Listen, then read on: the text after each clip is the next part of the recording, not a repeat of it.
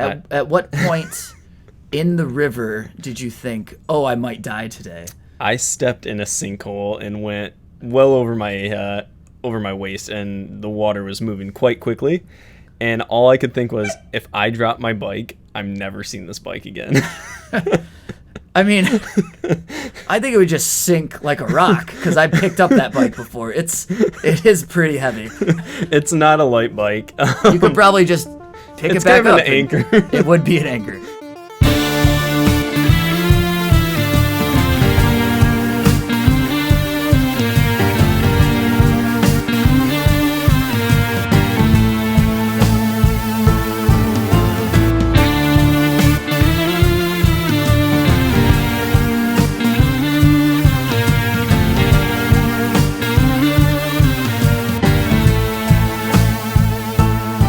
Hello, everyone, and welcome to the Dirty Chain podcast, brought to you by Michigan Midpack Media, the podcast that covers the Michigan cycling scene from the viewpoint of the mid-packer. I am your host, Trevor. And this is Sheldon. And we are here to talk about Michigan cycling. And we're not talking pro pelotons. This is not pro 1-2. This is for the weekend warriors.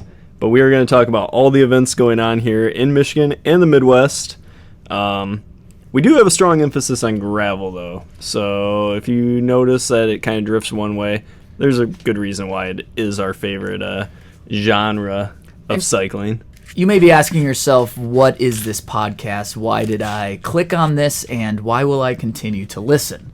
And that's a great question. Sheldon and I, we wanted to have an excuse to get together, to drink some beers, and talk about our favorite thing. Tonight's cider, sorry. Oh, cider. Drink a couple beverages. It's still all Michigan brewed, though. Like, yeah, mine's Michigan. He's drinking some. What are you? Let's start there, Sheldon. What are you drinking? Give us a. I have a farmhouse cider. Farmhaus, I believe it's. Oh, that's true. No. Farmhaus. How is it spelled? In Germany, it'd be house. Are we in Germany? So that's Midwestern it up. It's a farmhouse. Brewed, and it does not say on the can. Oh, I take that back. Hudsonville, Michigan. Michigan. And this is their crushable limited release refreshing cucumber, and it's a great mixer apparently. But it's also fantastic straight up. What are you drinking, Trevor? I'm keeping it real basic. It's Michigan, so I have to. No, and it's summer, so I'm drinking Oberon, and I'm enjoying it. And I see something in that glass. What did you put in there? Because that's not the stereotypical garnish. Well, of course, there's usually an orange in an Oberon. This is a freeze-dried orange that I keep in my freezer. You're making me feel so white trash right now. So far, Sheldon, on our bicycling podcast, we've talked more about beer. That's probably going to be a trend. And Sheldon, I know we have some things that we want to talk about today, but I cannot stop thinking about the crusher that happened over this past weekend. 230 miles of enhanced gravel. And let's just get this out of the way.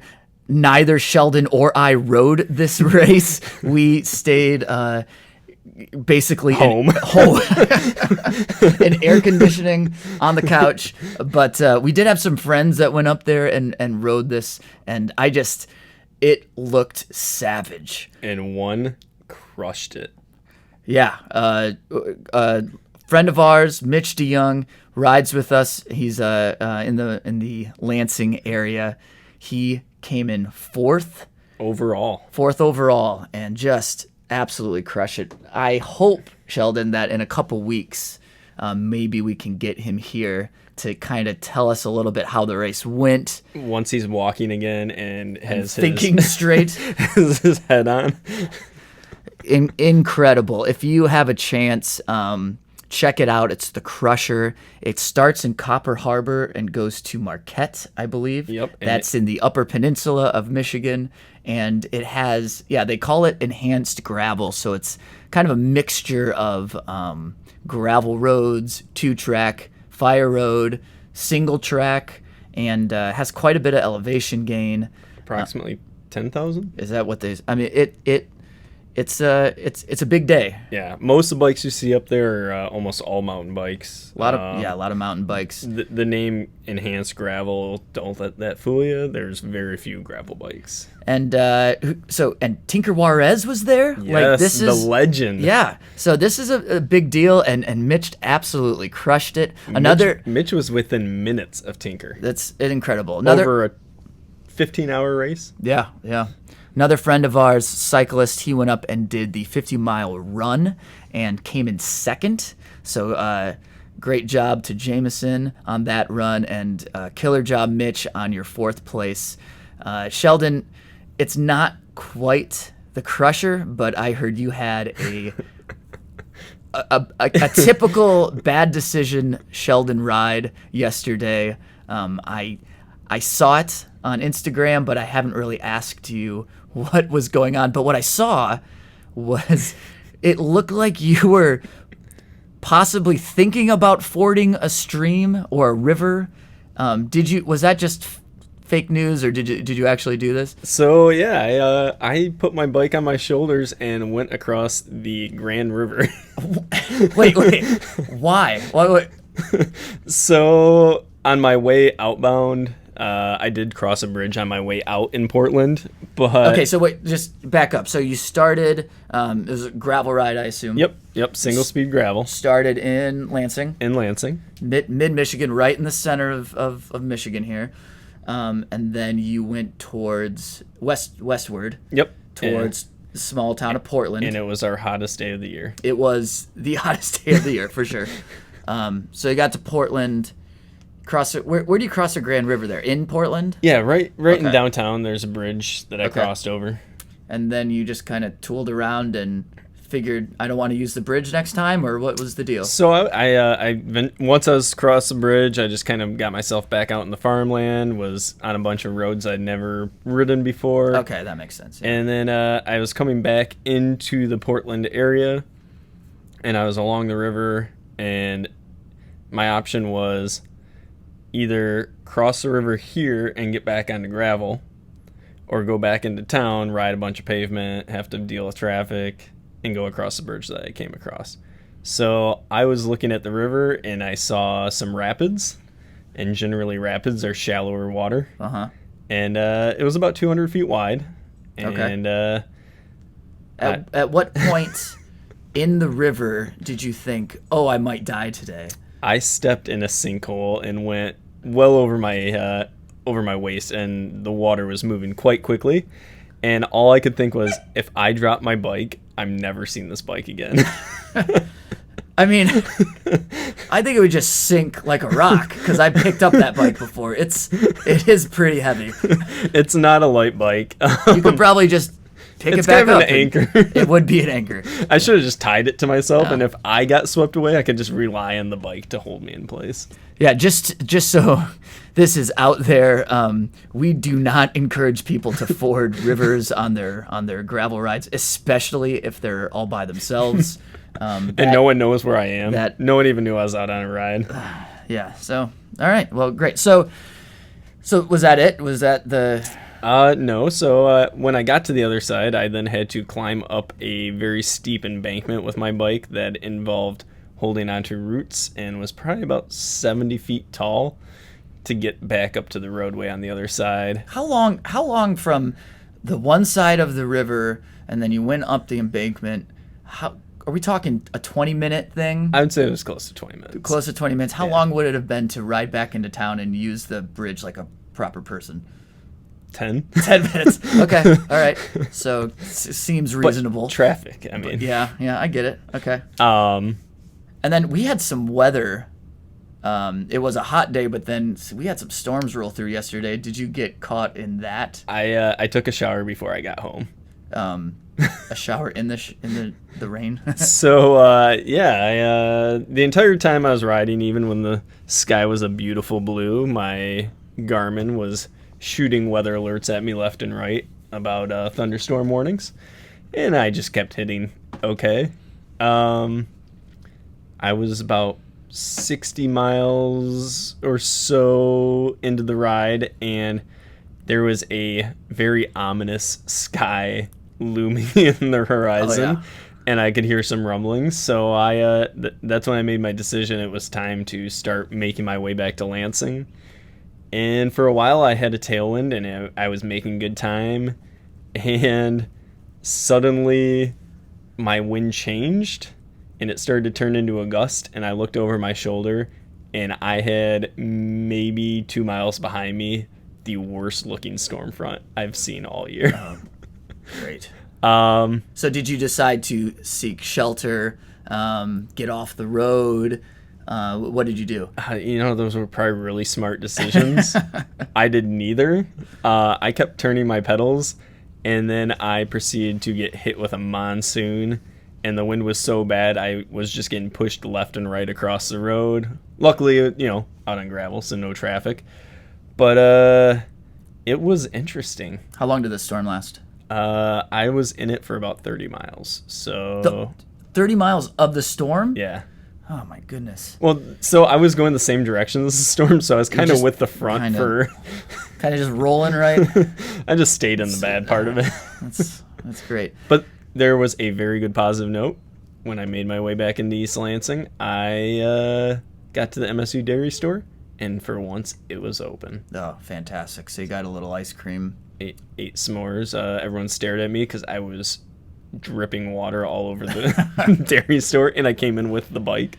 You may not know Sheldon, but he is Mr. Bad Decisions himself, and this is kind of a typical Saturday ride for you, right? Yeah, my solos tend to get interesting. Yeah, 90 miles, fording a river. 104-degree heat index. 104, yeah. Sounds... But since that was my Saturday, now I kind of want to know about your Saturday. I mean, I feel like you might be able to one-up me. I didn't ride. Oh, that sounds better. My Saturday was... Were you in air conditioning? Was a day off. I was in air conditioning the entire day. I kind of hate you. I drank 200 ounces of water in 5 hours. Yeah. No, my weekend was kind of full of work, and it just riding wasn't on the calendar, so I couldn't get out. But when was your last ride? Last ride was with you Thursday. Thursday gravel. It was another hot one, and it was a good gravel. We were moving. We were cooking. But yeah, that was the last time I rode, and I look forward to riding again someday. Looking into this upcoming week, what do you have for your next ride? This week, so no big training sessions or anything like that. We just some group rides. So Monday we have a group ride here in Lansing, and I believe we'll be there, Sheldon. I'm planning on it. It's just a really fun, relaxed group ride.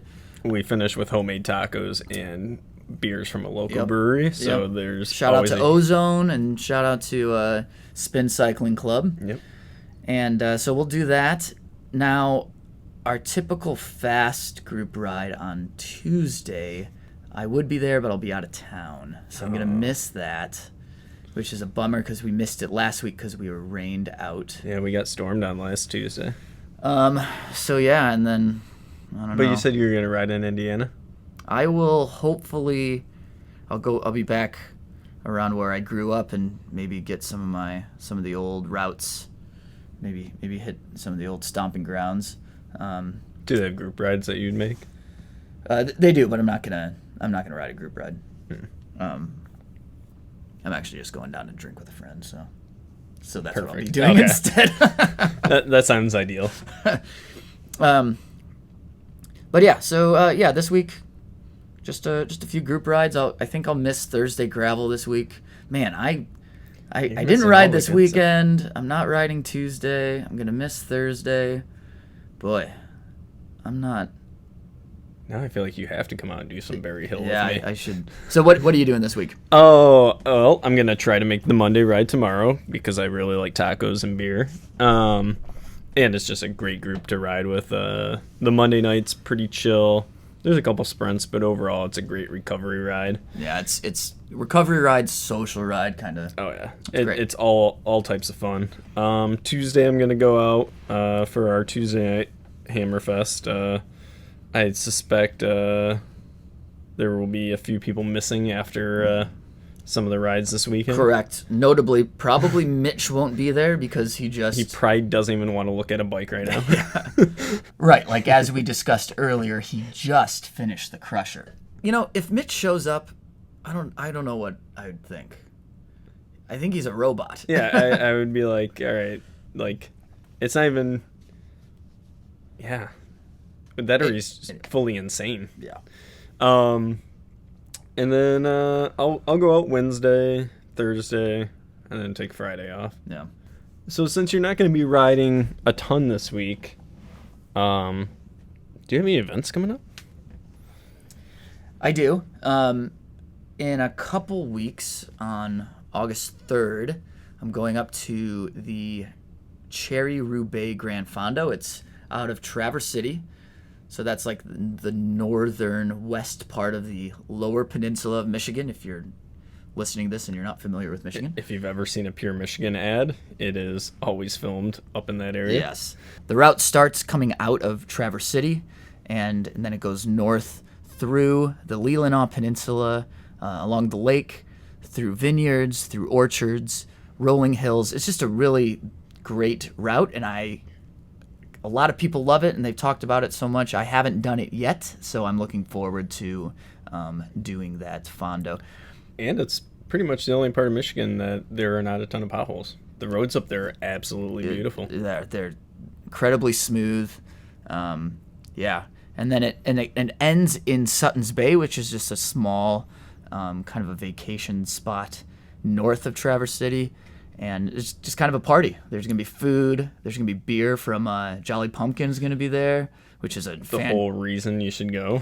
Basically, the only reason I'm going is just for the after party and the beer. And so, and you'll be there, right? I am going to be there. Yeah. So it'll be a fun time.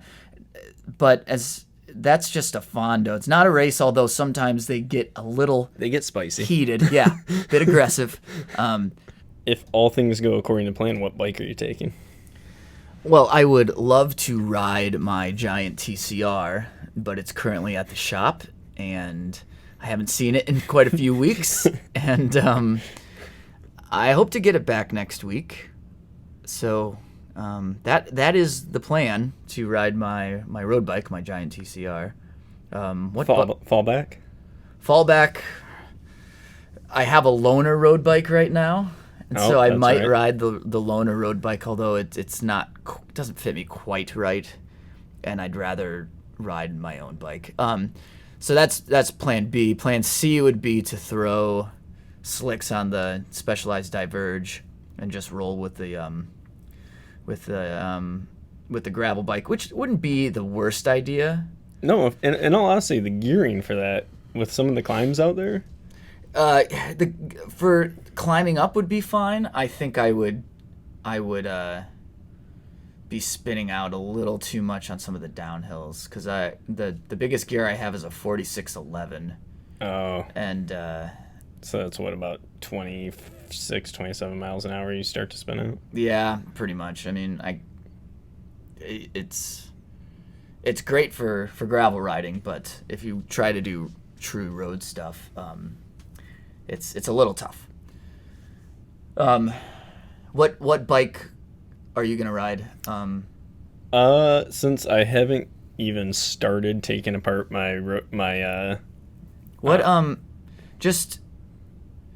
what happened to your road? So finish your sentence. Sorry. Ideally, I would like to take my Super 6, which is my primary road race bike. But since I haven't even attempted to disassemble it from its current state, I will most likely be taking my Specialized Roubaix, which is my primary training road bike.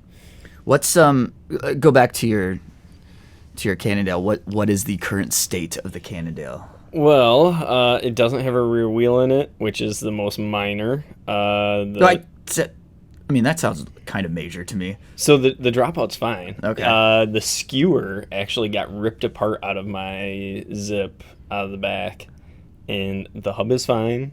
I put a new skewer in. I just haven't put the wheel back in the frame. Okay. So that seems like you could probably fix that pretty pretty easily. Yeah, but I think Do they take special hubs? Or special skewers for the hubs? Just lengthwise, but I Yeah. already have those. Though I have a slight problem that a bunch of my cables got pulled pretty hard for my shifting. So I might need to get it recabled. The reason the cables got pulled is my handlebars are now in 2 pieces. Okay. That seems major. Yeah. So you need... I need handlebars and cables. Okay. All right. Okay. Well, that sounds... But the Specialized will do. I Yeah. mean, it's not fantastic, but I've used it in races before. And Sure. But yeah, my next race is not until September. But you have a race before that, I believe. Is it in? It's not in Michigan though, right? No, this is not a Midwest. Well, I guess they still call it the Midwest though. No, they don't. No, they don't. They do over there. I don't know how they do that. If anything, actually, it makes sense because it actually is west. So it's in Colorado. Colorado. Yeah. It's in the San Juan Mountains, which are like southwest side of Colorado. What's the race called?